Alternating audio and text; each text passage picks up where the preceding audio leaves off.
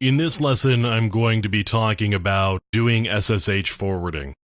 SSH forwarding actually has a lot of different uses. And one of the things that you can do with it is you can use SSH to tunnel connections out to different locations. I want to set up a connection to another system here. And I'm going to do this to a system on my network here. Now I'm going to set up a local forward. So I'm going to say do this on port 8888.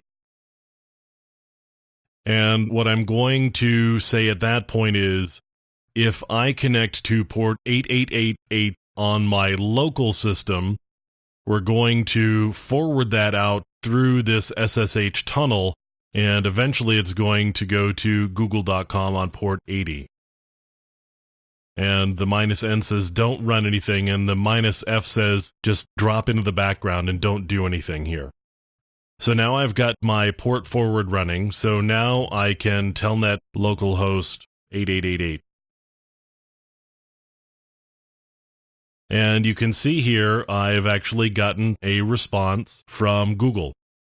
It may not be immediately obvious to you, but what I can see as I'm doing this is there's a lot of Google references in here, and I could just skim all the way up to the top, and eventually we'll come to the headers, and there should be something that makes it clear up in the headers that we've connected to Google.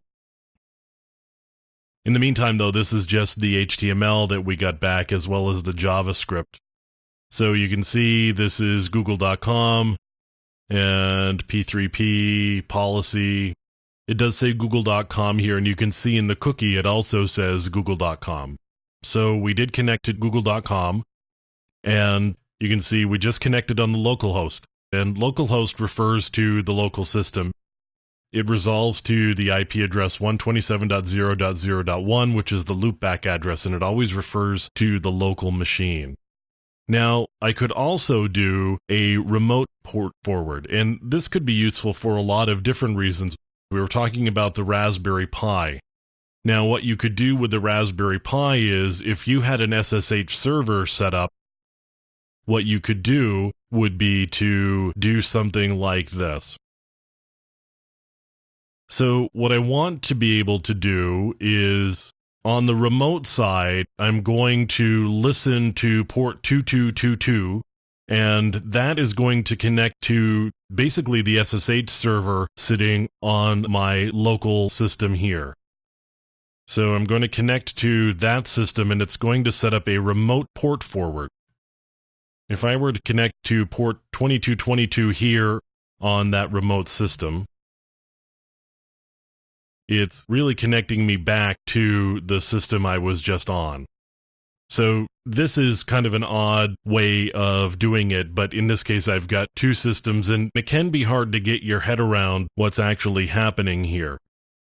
So let me go back and just show you again.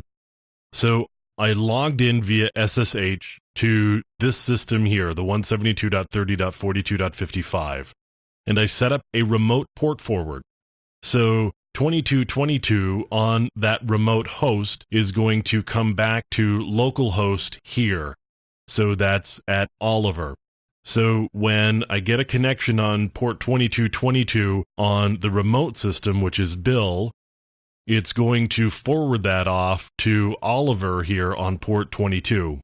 So again, if I were to connect to localhost on port 2222, it's going to ask me for my password. And now I'm logged back into Oliver, because even though I've connected on the local host, what it's really doing is it's sending that back through the SSH tunnel to the origination of the tunnel, which is Oliver. Now I can log back out, and I'm back on the remote system. I log back out. Tunnel is now closed.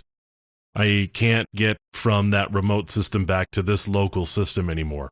But using the Raspberry Pi, you could do this tunneling approach even if there's a firewall in place, because often outbound connections are just accepted. You could have your Raspberry Pi fire off this SSH tunnel out to an SSH server that you've got sitting somewhere, you get in on the remote SSH server, connect to a local port, and it will drop you into the Raspberry Pi regardless of whether there's a firewall in place or not, as long as the firewall is allowing outbound connections. So you can get into a system on the local network that will give you access to do any number of different types of things, scanning and doing some exploits, maybe running Metasploit and whatever you want to do. So this can give you access to systems and networks behind a firewall by initiating the remote connection outbound from inside the network.